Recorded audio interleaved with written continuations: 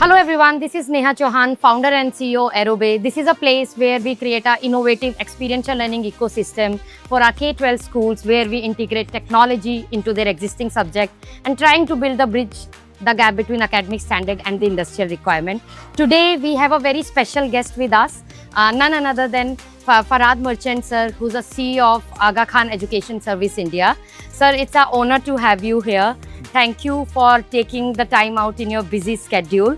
I've been meaning to have this conversation with you. Sir, but to begin with, before I come on to the question, for our viewers who wants to know more about you, you've been into the education domain and you're heading the whole education service of Aga Khan from such a long time. So a little bit about yourself, your experiences, what are your observations and some insight in your journey? Sure. So I'm originally an engineer. I've done my engineering and I was in IT field for about 17 years. Right. And then last 17 years, I've been into the non-profit space. Okay. Started with Aga Khan Education Service India, moved on to EdTech startup and leadership development organization. Oh, wow. And I'm back now with the Aga Khan Education Services. Right. We run schools, preschools, a hostel, an academy. So we have a variety of offerings that are catering to various needs. Right. Especially catering to those that are either first generation learners or those that are at a disadvantage. So that's the focus of the work that we do in India.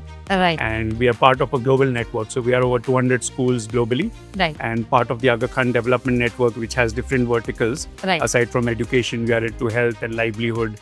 Okay. And environmental services and so on. Wow, that's a quite strong portfolio, sir. So you've been part of EdTech industry, so complete corporate world, and now into the foundation education services. Which side is more difficult? I don't think any side is more difficult. I think it's the love, the passion to be able to solve problems.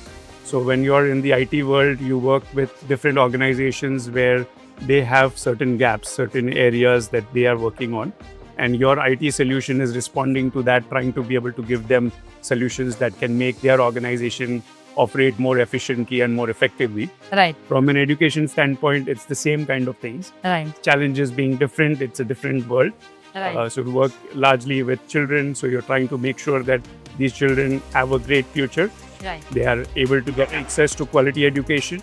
You're able to keep them abreast of the changes that are happening in the world today, especially with the advent of AI these days.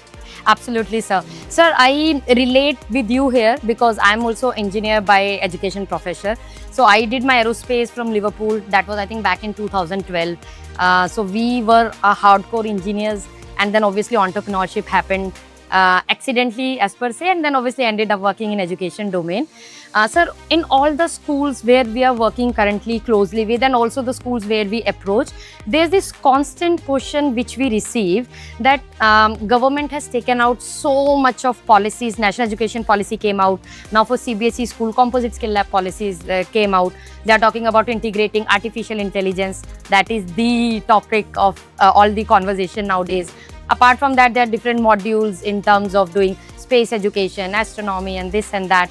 And then school question is, we already have so much in plate. Our teachers have already so much in plate. Then there is one side of the world who's talking about advancing yourself, advancing your curriculum. And there's this side of world who's already doing a lot according to the curriculum, assessment. There's a lot of things are happening. How do we bridge the gap between the current requirement, the need of the hour, and what the schools are going through? So I think it's a journey, right? I mean, every new advent of new technologies that comes in, it takes us a certain process by the time we are able to, address how best to use it in the real world. Right. When we look at schools, a lot of it is about what are we doing for the students, for them to be able to better face the future, which is unknown today, right? It's the same thing which was what we went through when we were in our school days. It's exactly the same thing that we're trying to do for them, except that the pace of change is much faster. Right. Right. So when we are looking at this, the government may come up with policies, but even before the government comes up with policies, what is it that we want our children to know? Right. What is it that we want them to be ready with when they face the world tomorrow? So if we do not, adopt the technologies that are readily available today, they are not going to be ready to be able to deal with it when they have to, when they go out into the real world tomorrow. So how do you equip them?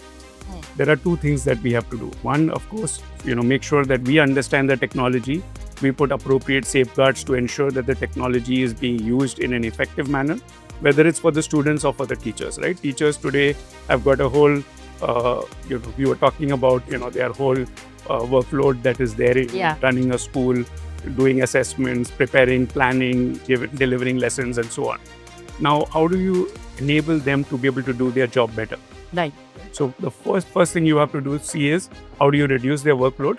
How do you enhance their ability to do what they are doing better? Right. So that is the first focus area that you would basically look at, whether it is artificial intelligence or any other technology or tool that you're bringing into the school.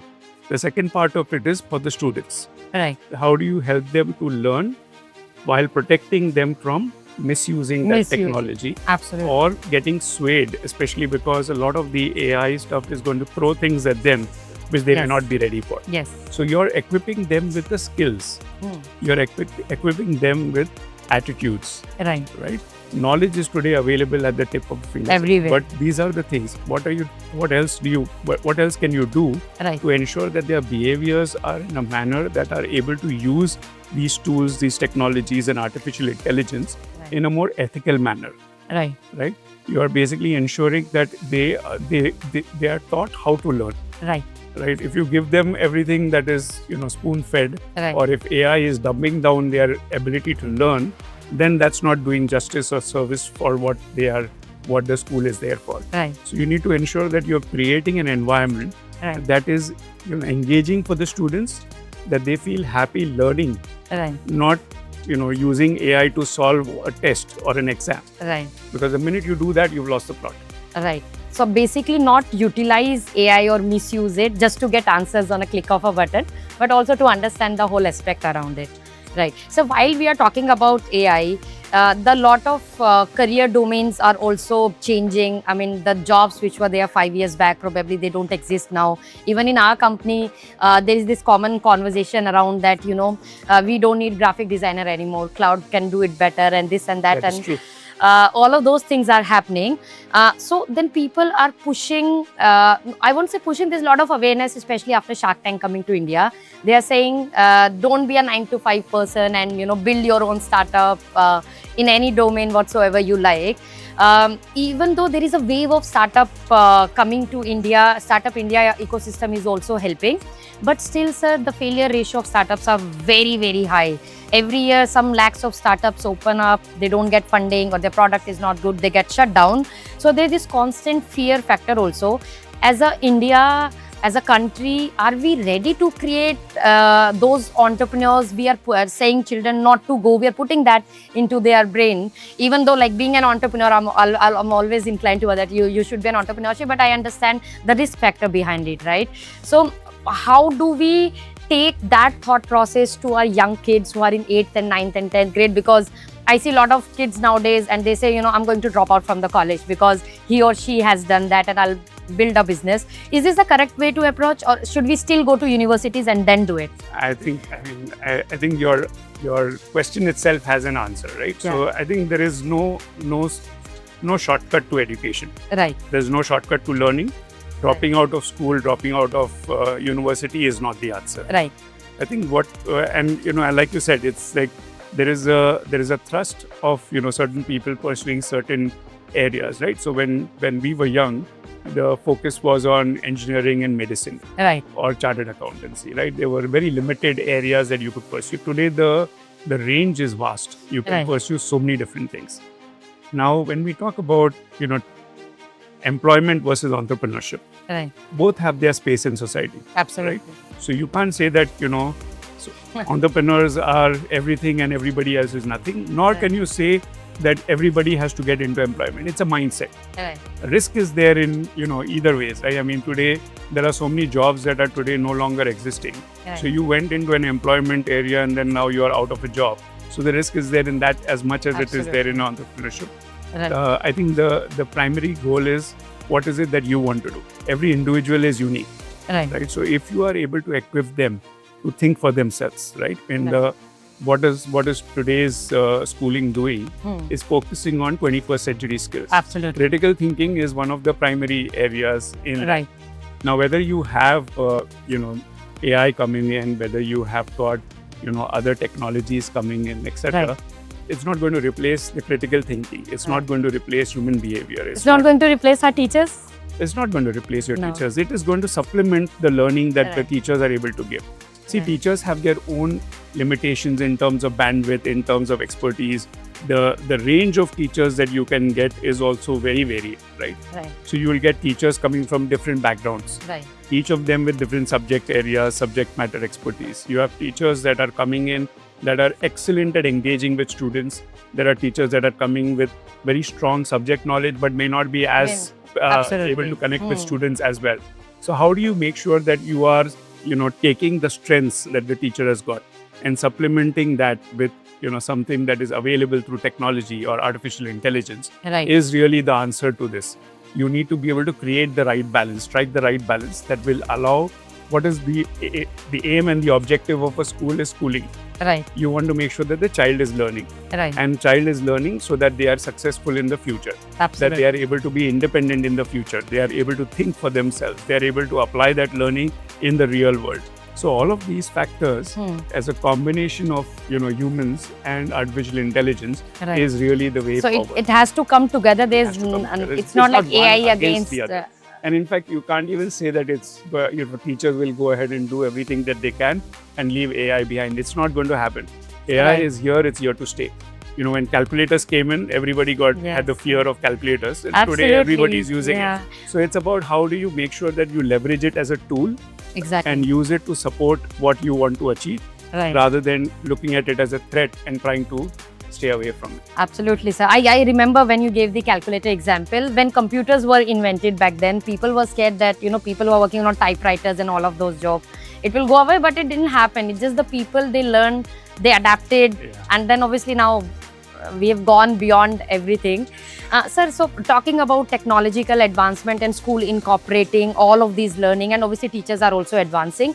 One point I still feel when I see all of this, I don't know which generation are we at, Gen Z or Gen Alpha, but they have lot of insecurities in them in terms of, and I'm not just talking about social media, the overall perspective of life. They are very, very competitive. They feel, okay, this and that person is doing on such level. It could be any competition. It could be how many followers they have on social media, how they look, how they talk, how many extra classes they've been participating into. And it's creating a lot of pressure on the students, which A is good thing, they are getting a lot of opportunities, but B, don't you think it's too soon for them, or there's... No, I don't think it's too soon for them. I think I think it's good to have a certain degree of competition and the Right. competitive spirit that is there. Right. If we try to kind of mollycoddle children and say, this is your safe space and that's all you're going to do, Right. and you are you and that's it, right? And you don't say anything beyond that, then in a way you're not giving them an opportunity to be able to succeed when they go out into the real world. Right. You need to be able to give them that sense of safety. Right. You need to make sure that they feel safeguarded and they are able to yes, they are unique, but at the same time every individual around them is unique. So how do you ensure that you are able to allow them space to not only compete with the others but also collaborate with the others? Absolutely. Right. So it's basically a concept of like when you say cooperation and competition coming together, so it's like a coopetition, Right. and you use that effectively so that the child not only is So it won't become pressure on them. The whole scenario will happen other way around, that they'll have a lot of opportunity and exposure. yeah. So before we leave, it just clicked my mind while you are here, so I thought why not ask. Education, advancement, technologies, all of that is happening. I mean, I know it could be very controversial to say. I mean, I'll leave it up to you. There was a lot of talk, and obviously I was also a part of it, that why Indian students go outside of India and get their education, right? In my time, when in 2012, I did not find a good university to do aerospace, so that's why I went there. But even if we are not, if we don't take such extreme courses, even if we are talk about courses on normal level, there's because we also hire a lot of engineers, there's lot of skill gap, there's lot of environment like gap in terms of the ecosystem which university has created. I mean, you've seen the Galgotia ka example, right? In AI, they had to go to China and got a robot, or they made a plane out of thermocol. Here we are advancing school at such a level, and here there's a university who's bringing a thermocol airplane to the biggest AI summit. Your any thoughts on it, sir? So the way I see it, I think the trend is shifting. Right? So there are good universities that have come up in India. Tertiary education is no longer a dream for Indian students to say we have to go abroad. Right. Yes, there are still many that look at that as a pathway to be able to immigrate. Right. Right. So they look at it saying that, okay, we'll go to the West, Right. and my life will be secure, my family will be secure. Right. That's the mindset. That's the mindset. Is But today, a lot of those foreign universities have come to India. yes. A lot of great Indian universities are there that are, more forward thinking with the kind of faculty that they have got Right. than many of the others. I mean, see, one is about saying, I will go to a foreign university. Right. One is about saying, I will go to a good foreign university. Good foreign news. Right? So There's there a are difference. enough and more Ah. foreign universities that are there that are not even of that caliber and standard that you will have in many of the universities in India. I think what you spoke about in terms of the gap, skill gap, it's more of a finishing school kind of a concept. So, the gap between education and employment or entrepreneurship. So when you complete your graduation, how ready are you to get into the world of, either the job market or the startup market? Right. If you are ready, then the university or the school has done its job. If you are not, it means that gap exists, and that's the reason there are players that are coming in that are trying to bridge that gap. There is no dearth of opportunities in India. I think if you study in India, you can do great. I mean, I'm a product of India. Yes. I've studied here in Bombay University. Lovely. And I've moved into the IT industry. I've covered almost every country around the globe. Right. When I went in for implementation. So I don't think there is anything stopping you if you have the will, Right. and you have the desire to do it, but you do it with passion. Right. You do it with full commitment. And I Right. think that's the important message for the youngsters of today, for the youth of today, Right. that commitment levels need to be high. Great, sir. That was such a lovely message, and I'm sure our viewers must have learned a lot today. I mean, I did. So thank you so much, sir, Thank you. once again Thank you for having me. giving us this opportunity and sharing your thoughts with all the viewers. Thank you so sir. much. Thank you. And I hope all of you learned something today. So keep all of that in mind, and we'll keep on bringing you more stuff. Thank you, everyone. Bye.